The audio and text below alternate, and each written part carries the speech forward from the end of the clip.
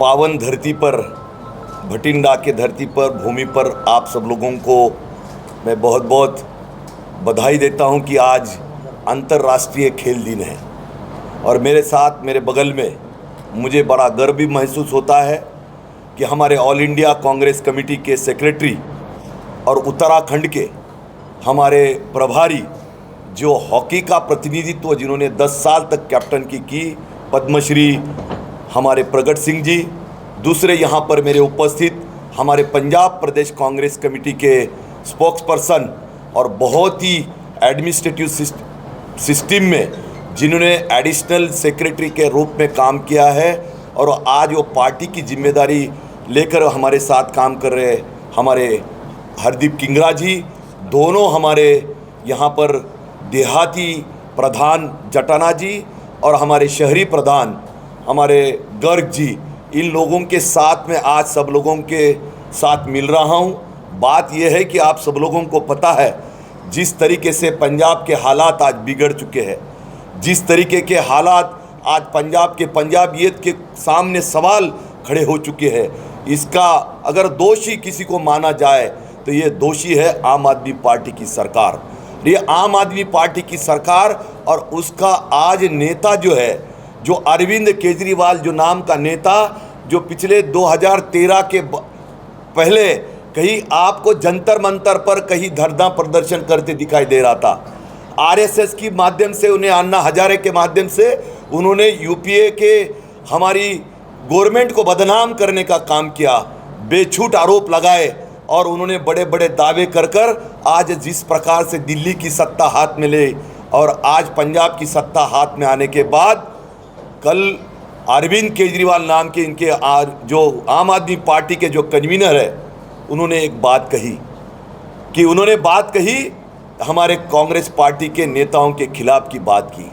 मैं आज अरविंद केजरीवाल को ये कहना चाहता हूँ कि जिस प्रकार से आपका चुनाव आप हार चुके हो, उस दिन से आपका मानसिक संतुलन खो चुके हो।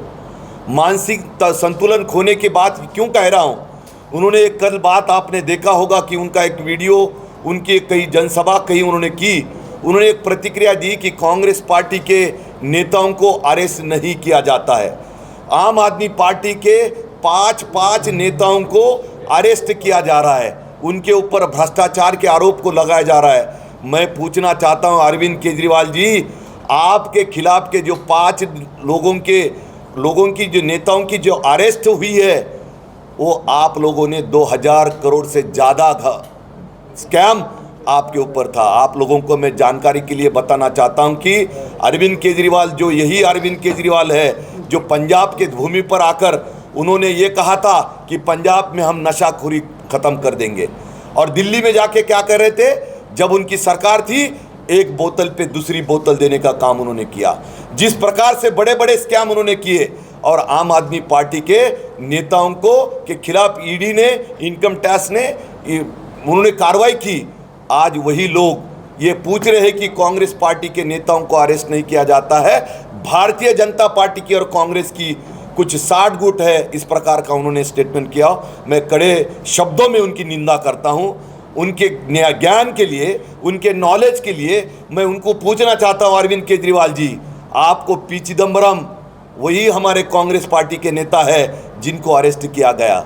हमारे कर्नाटका के deputy CM DK Shivakumar ji को इन भारतीय जनता पार्टी के नेताओं के माध्यम से, गवर्नमेंट के माध्यम से उनको अरेस्ट किया गया। महेश जोशी हमारे राजस्थान के मिनिस्टर थे, उनको अरेस्ट किया गया। हमारा कांग्रेस के हमारे जो यहाँ के राष्ट्रीय किसान मोर्चा के अध्यक्ष है सुखपाल खेरा जी, उनको अरेस्ट किया गया।